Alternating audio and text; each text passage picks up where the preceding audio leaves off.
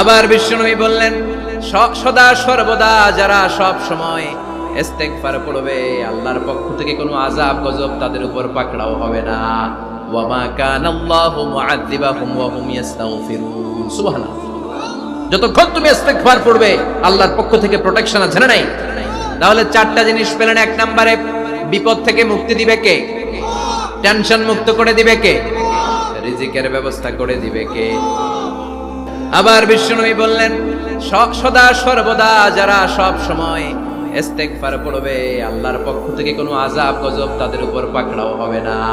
ওয়া মা কানাল্লাহু মুআযযিবাহুম ওয়া হুম ইস্তাগফিরুন। সুবহানাল্লাহ। যতক্ষণ তুমি ইস্তেগফার পড়বে, আল্লাহর পক্ষ থেকে প্রোটেকশন আছে না নাই?